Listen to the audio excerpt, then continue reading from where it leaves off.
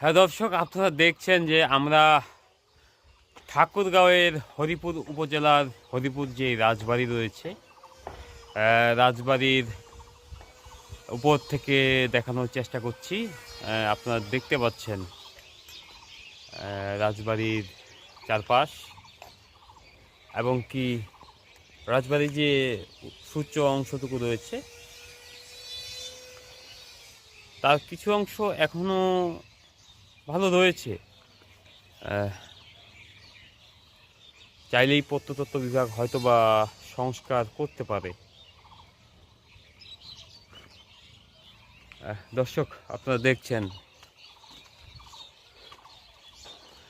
আসলে একসময় রাজপরিবার এই বাড়িটিতেই অবস্থান করত এবং কি